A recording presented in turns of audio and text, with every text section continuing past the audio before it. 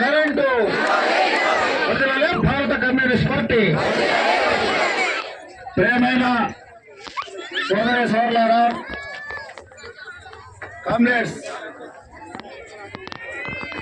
ఈరోజు రావి Narayana Reddy colony phase 3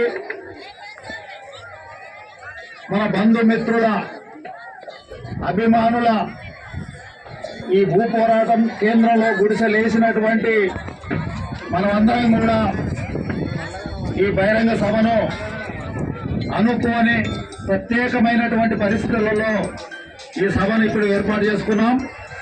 ఈ సభకు అధ్యక్షత వహిస్తున్న సిపిఐ రాష్ట్ర సమితి సభ్యుడు మిత్రుడు యాదిరెడ్డి గారు, నాతో పాటు వేదిక మీద ఉన్న సిపిఐ జిల్లా కార్యవర్గ సభ్యుడు కామిడి శేఖర్ రెడ్డి గారు, 12:50 సమయంలో గుర్తు తెలియని వ్యక్తులు మనకున్నటువంటి మన ఎఫ్ సెక్షన్ లో గుడిసెలు తగలబెట్టడం అనేది జరిగింది. దానివల్ల ఘోర అగ్ని ప్రమాదం సంభవించి సుమారు 200 గుడిసెల వరకు మరి అగ్నికి ఆవుతాయి వాళ్ళందరూ కూడా రోడ్డున పడ్డటువంటి పరిస్థితి మనం అందరం కూడా చూసినాం. దాదాపు 10 రోజులు కావస్తా ఉంది. ఆనాడు నిజంగా మనం ముందు జాగ్రత్తగా ఈ 12,000 గుడిసెలు వేసిన క్రమంలో రాను రాను మరి దీనిని గుడిసెల మీదనే లేఅవుట్ చేసి చక్కగా 30 ఫీట్ల రోడ్లను ఏర్పాటు చేసి మళ్ళా అడ్డం రోడ్లను 15 ఫీట్లు ఒక ఇల్లు మధ్యన 15 ఫీట్ల రోడ్లను ఏర్పాటు చేయడం కారణంగా ఇవాళ పోలీసులు అగ్నిమాపక సిబ్బందికి ఒక అనుకూలమైనటువంటి వాతావరణం కలిగి ఇవాళ 6 ఫైర్ స్టేషన్లు మిషన్లు మోటార్లు వచ్చి చుట్టూ ఆ మోటార్లు పెట్టి దాన్ని ఆర్పేటువంటి అవకాశం కలిగింది. లేకపోతే ఆనాడు 10,000 12,000 గుడిసెలు బండి బైక్ ఓని సైకిల్ ఓనేటువంటి పరిస్థితుల్లో గుడిసెలు ఉన్నాయి, మీ అందరూ కూడా తెలుసు. అదే ప్రకారంగా ఇవాళ గుడిసెలు ఉంటే ఇవాళ ఈ ఫేజ్ 3 మొత్తం కూడా ఒక్క గుడిసె కూడా మిగిలేని పరిస్థితి కాదు. మీరు మొదట అర్థం చేసుకోవాలి.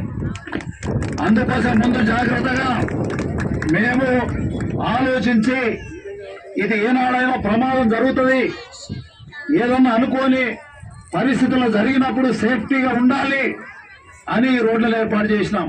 రోడ్లనే కాదు, మీ ఇచ్చినటువంటి 45 గజాల స్థలంలో ఒక గుడిసె మధ్యన 4 ఫీట్ల వెడది ఉండాలని కూడా మీకు విజ్ఞప్తి చేశాం.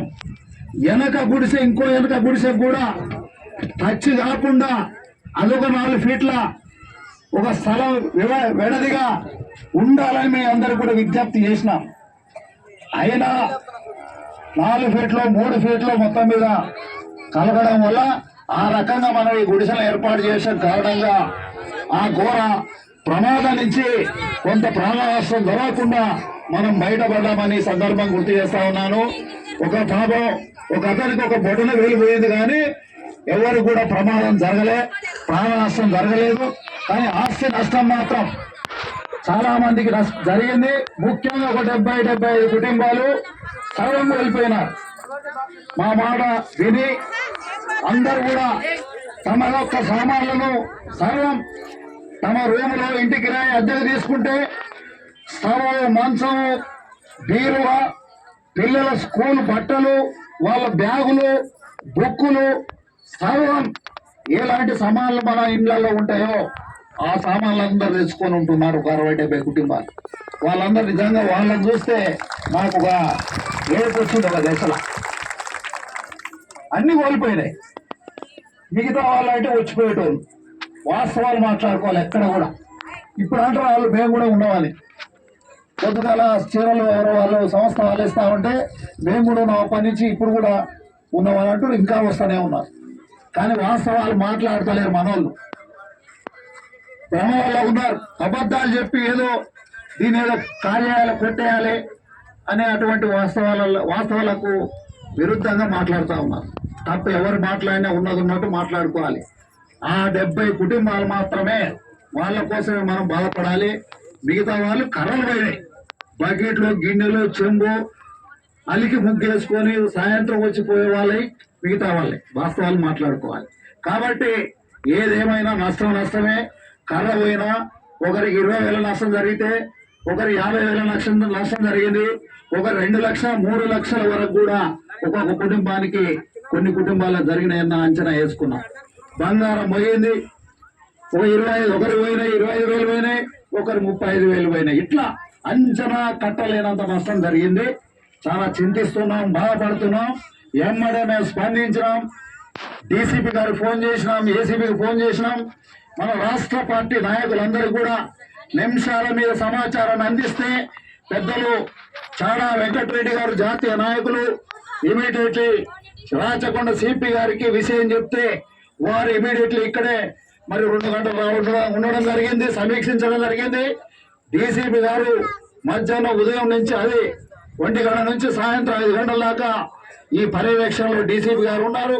పోలీసు బలగం మొత్తం కూడా దీన్ని పర్యవేక్షించడం వల్ల ఈ ప్రమాదాన్ని కాపాడుకున్నామని ఈ సందర్భంగా నేను గుర్తు చేస్తా ఉన్నాను.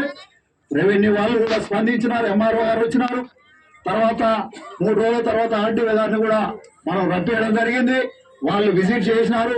మనకు ఆ కర్రలు కాలిపోయినా మరి బాసలు కాలిపోయినా లక్షల నష్టం జరిగిన వాళ్ళందరినీ కూడా వాళ్ళ చట్టం సమానంగానే చూసింది. ఎంఆర్ఓ గారు వారే పర్యవేక్షణ నాయకులు చెప్పారు. ఇప్పటిదాకా ఏం గుణం ఉన్నది వాళ్ళ దగ్గర నేను ఏమన్నా ఇప్పటిదాకా రావినారెడ్డి పేస్ట్రీ భూ పోరాట కుటుంబ సభ్యుల మనం అందరం కూడా ఏదో ఎలక్షన్ మీటింగ్ కాదు, ఏదో ఓట్లు అని మాకు మీ అందరి